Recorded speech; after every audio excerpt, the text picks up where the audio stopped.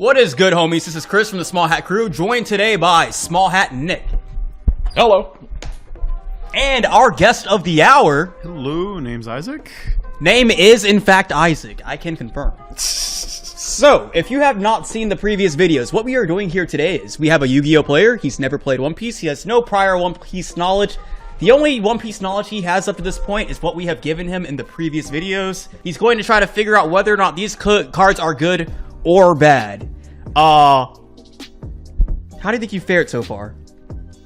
It's kind of like half and half. It's pretty. Yeah. It's pretty even. It's been pretty even. Okay, so starting with purple, one of our original 4 colors, we have Purple Crocodile, 8 cost, 9,000 power, on play, Dawn -2. If your leader type includes Baroque works, so it's an archetype, place up to 1 card from the top of your deck on top of your life. So you gain a life.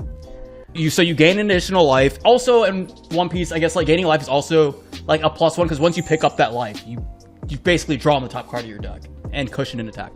Also, when an opponent attacks, once per turn, Dawn -1, draw 1 card and trash 1 card. So 8 cost, 9,000 power, heal a life, and on opponent's turn, when they attack, draw trash. So, possible chance to draw a counter, so that's pretty cool.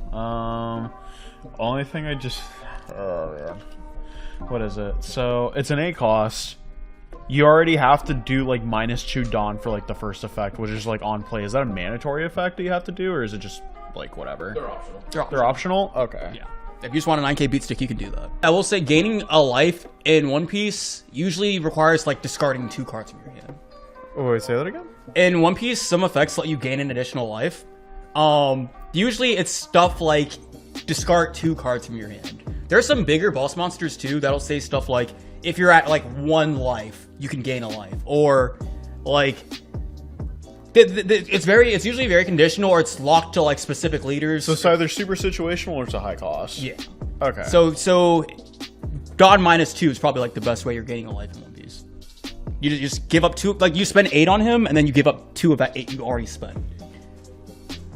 2 of the 8? Oh, okay. Yeah. I thought it was just like waste 8, put him on the field, and then ditch another 2. No, yeah. You can minus Dawn that you've already spent. Really? So if you have exactly 8, you can play him, give up 2 of that Dawn, then heal a life. And then so you go down to 6, and on your next turn, because you gain 2 every turn, you go right back to 8. So if you have another one of these, you can just keep doing it. That's pretty good, and he's also just like a 9,000 beat stick, so it's pretty decent. Yeah, a 9's a really, really good beat stick number in One Piece, because it takes 2 2Ks and a 1K to get out of the attack. Actually, so like for units that are like 8, 9, like 10 costs, it's usually like super late that you're dropping them, right? Or is it like, well, or it can be something like in the mid game? Usually that is the case. Usually it is later game. However, purple is the one color that can ramp. Yeah. Okay.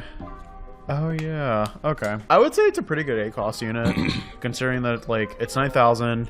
You have a way of gaining life, and you can like use. I didn't know that you could actually like use at least like the Dawn, or ditch away your Dawn with like the cost of the unit. Double dip. Yeah, I didn't know you could actually do that. So that actually like I thought the card was trash at first, because it's just like you're wasting your entire pool.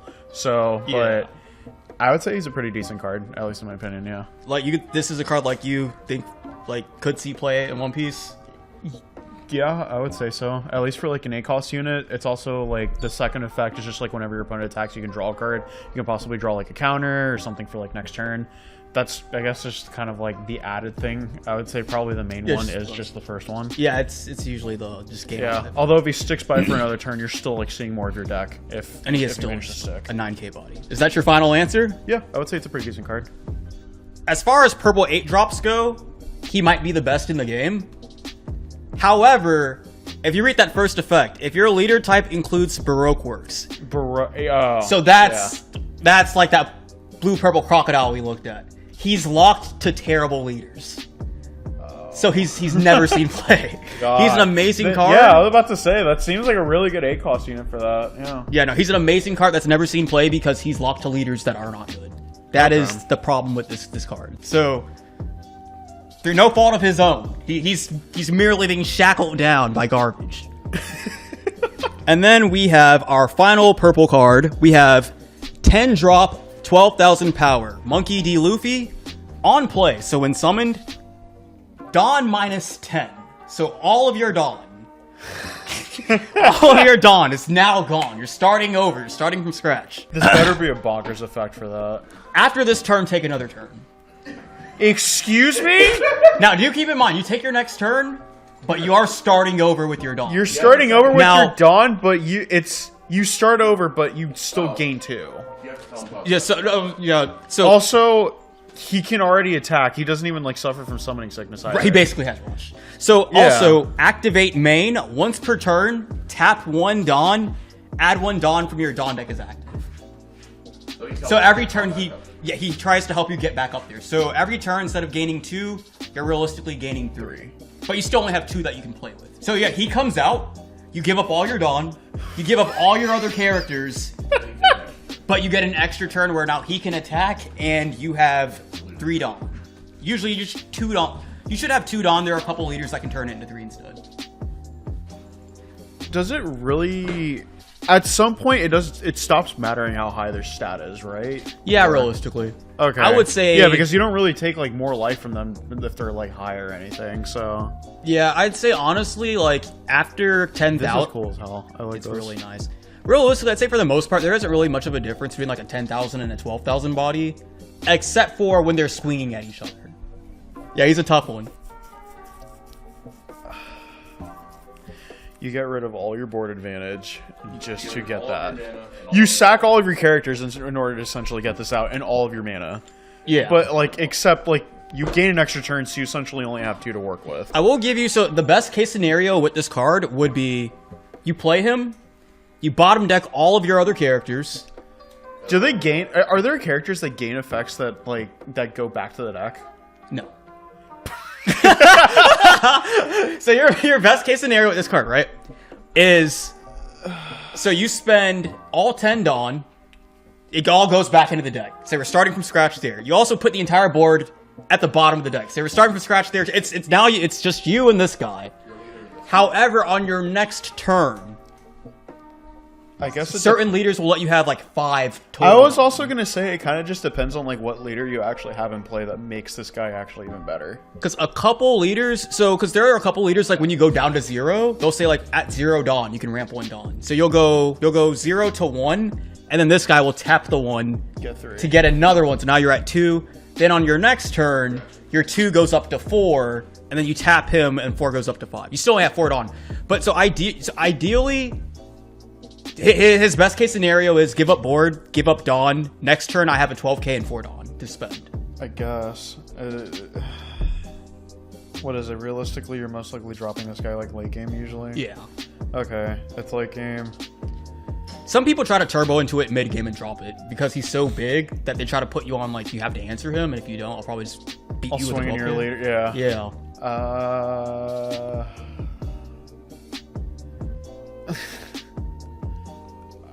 I don't know. I guess outside of that, of just being like a massive beat stick, what's realistically like keeping them from just like beating in your leader and just like completely avoiding this? Nothing. Yeah. I don't know. It seems like just it doesn't seem that great to me. I feel like there's probably like way better cards that are just as like high of a cost or lower cost that have like better effects. It's a 12k beat stick. There's no way of beating over it. Yeah. Just, I don't know. If you like turbo it out mid game and like if you get it out early, they have to answer it. That's when I would say it's probably like putting pressure. Outside of that late game, I'm not sure. This was a very good card. Really? So realistically, once he came out, the game was over. So because he's basically 12k rush. So so basically he comes out and he says, "I'm 12k." And then he's ran in 2 different Luffy leaders that are doing the thing I was telling you where it's like, I ramp 1, then I tap it, then I'm at 2, the next turn I'm at 4. So what they would do is, they would put a 12k on the board, then on the next turn, they'd have 4 Dawn. And their leader would swing at you for 9 or 10, because they put all the Dawn on the leader, they swing, and if you can't counter out of the leader swing, you pick up your last life, and then they swing and hit you with the 12. So you have to counter out of a 10 and a 12 in the same turn. Yeah, it's just a kill combo. It's connecting, it's taking 2 life off of you. So pretty much they would just keep hitting you and stuff as the game was progressing. And the minute they got you down to 1 or 2, if there's no blocker on the board, he was coming out and he was ending you. And even if you had a blocker, if you were at 0, you would usually have to use your blocker to get out of the 10k swing, and then he'd kill you. He's so big they can't answer him, but realistically, they never even have the opportunity to anyway, because once he's on the board, the game's over. That's kind of he's not. You're not seeing him on the board unless the game is ending. So we are now into black. Here we have 9 cost, 10,000 power Shanks. On play, so when summoned, you may trash 1 card from your hand, KO all characters with a cost of 1 or less. Now remember, we did mention earlier with black, it does have cost manipulation. Oh yeah, where you can actually do that. You're right, so you would lower... You would use other cards to lower your opponent's board, and then this card would come out and nuke the board. Are there cases where you... that's probably like a little bit of a cheat question. Well, I'll be the deciding factor on that. What is it? Okay, so how often are you actually reducing like other units to that cost amount? Is it like super common that you're actually like doing that, or is it... So there's another 10 cost character for black that says, while I am on the board, lower everything on your opponent's board by 5. So ideally the combo is you have him on the board, and he's so big. So anybody that is like 6 is immediately already... They're all immediately lethal. 1, yes. Yeah, they're all in lethal. Okay. Yeah. So, because it'd be... So you stick the 10 drop. He's so big, they're never answering the 10 drop. So now on your next turn, then you play this guy, and you just nuke the board. And now you have 2 giant bodies also. Get decided whether this is like a win more card, or... Yeah, Are there other cards that kind of have like similar effects to this in that card pool? No. Or no? This is the only like field nuke that black has. Considering the other cards that exist within like that card pool, I would say this is a good card. It's just I'm not entirely sure like how often it comes up for you to like drop this card along with the other card that like reduces everything by 5. Because this is a 9 drop, so like you're not doing both within the same turn. Right. It is a 2-turn play. It seems like it's win more, but it seems like a good card. I don't really know how to decide that. Well, you have to pick one. I'll say it's a good card. This is a win more card. Yeah. Yeah, it was win more. This card, it's well, it's a win more. That's literally the best way to describe it. You honestly, so one, this card is pretty much banking on you having the other card. Yeah. Not to mention, because they're 9 and 10 drops, neither of them have counter. So you're basically running this combo, this win more combo, where it doesn't work unless... Is it even searchable? That's also another thing. Yeah, it's not even searchable. Yeah, they're not searchable. Yeah. If they can't do anything without the other... Well, one is fine. Like, if both were searchable, I would say it's maybe something that's even, like... If you want to, sure, but they're not searchable in the slightest, so I wouldn't even say that. Next we have Great Eruption. It's an event, 1 cost. Draw 1 card, then give up to one of your opponent's characters minus 2,000 costs during their turn. Minus 2,000 costs.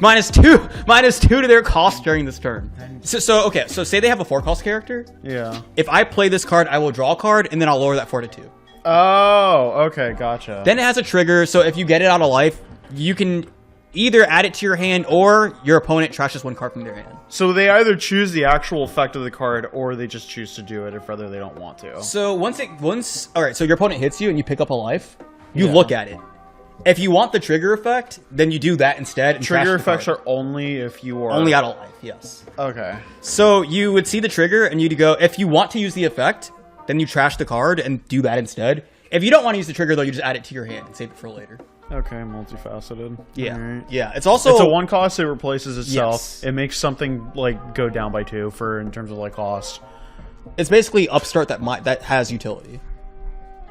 That's pretty sick. I like that. Yeah, I would say that's a good card. Yeah, this card, it's so strange. So I've been strange. What do you mean? So you say upstart, and I immediately like that card. This card is. If we had this conversation only like a month ago, it'd be a very different conversation. This is a card that reads on paper so amazing. Me and Nick have always been fans of this card. This card has done nothing until recently. You're kidding. This card has never done anything until we got Black Blue Sakazuki. Black Blue Sakazuki, we didn't even say his leader ability. Oh, we never. So Blacklist Sakazuki's ridiculous. He has 2 abilities. His first ability, yes, his first ability is trash 1 card, draw a card. It's just free. There's no condition. Excuse me? There's no condition. There's no cost. It doesn't. You just do it. You just do it. Every turn you trash a card, draw a card. Wait, so actually for this game, are there like any, I guess like, so what is that pile called? It's just the discard pile, graveyard? Trash. Trash. So this card, as we thought this card has been amazing all along. Yeah, no, that card seems great, yeah. But it only saw play recently because Sakazuki, because this card doesn't have counter or anything, or there could be turns where like this card is in your hand, it doesn't do anything. Sakazuki would just discard it and draw another card. If it's ever like a brick in his hand, he'll just be like, I don't want it anymore. I'll draw another card. So that made that card, it made it so that there was no downside to running it. And then also because Sakazuki can lower by 1 on his own, he basically turns this card into -3. This card should have been good all along, I feel. This card's amazing, but it's never seen play until Sakazuki. Like, at worst, it's a consistency card, too. Like, yeah, because the way I always looked at it, too, is like, if I don't like the card, I'll spend 1, I'll just draw a different card. Like, you don't need a target on the board to minus. You can just do it for the draw. Oh, really? Yeah, you can just do it for the draw. So is this game kind of like Yu-Gi-Oh! Where, I don't know, it's kind of like, what was it? You played Pokemon, so you know. So, like, whenever you activated, like, Professor Sycamore or something like that, you can just have, like, no... What is it? What was it? You can just have no hand and activate it. Yeah. Okay, so is this game kind of like that, where you don't need as, like, many, like... Just like Pokemon is, like, do as much as you can, that's how One Piece is. Okay, and it's not, like, super, like, ultra-specific for wording. It's just, like, you don't have to have a hand to do this, or you don't have to have, like... It comes down to wording. Yeah, but this card's never seen play up until recently, because it was spend 1 Dawn. Like, if it was a brick in your hand, you'd spend 1 to draw another card and replace it. Sakazuki's made that free, basically. He just does it. So, moving on to our next card, we are finally in yellow. Before we jump into yellow, unfortunately, a good chunk of the audio got corrupted. We actually asked him about the Big Mom. He said she was very mid. And then we had to explain why she was actually broken. But with that being said, we will move on to the 1 yellow card that did make it, and that is Holy. 3 cost, 5,000 power, 1,000 counter. Holly. It's a vanilla. It's a vanilla. It's a vanilla. Okay.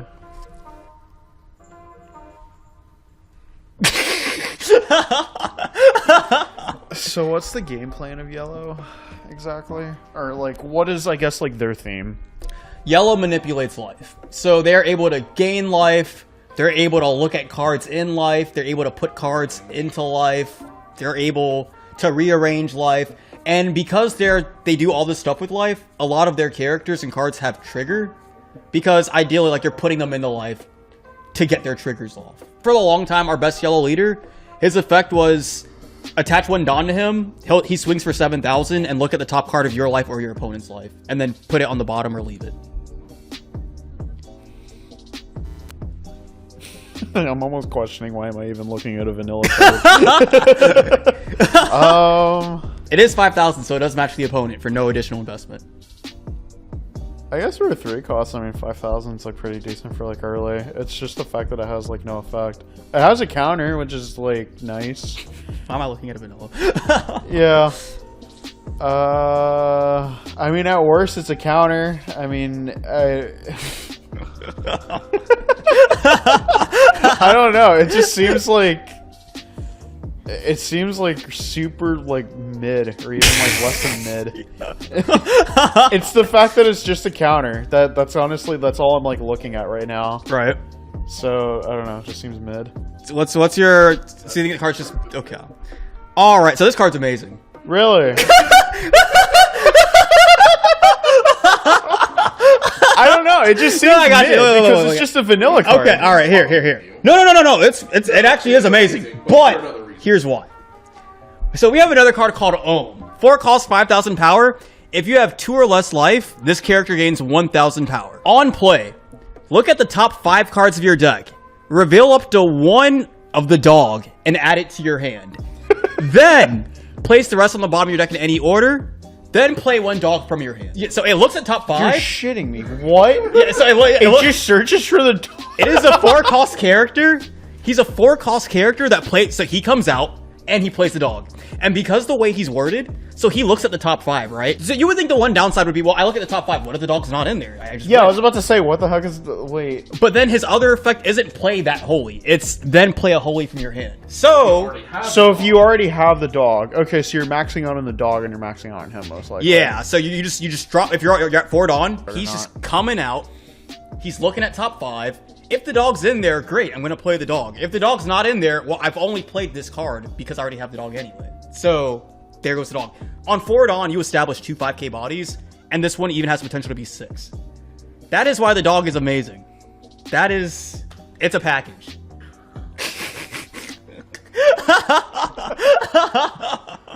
Thank you for coming on. Yeah, for sure. And I guess with that being said, until next time, we'll see you guys. All right, see ya. Later.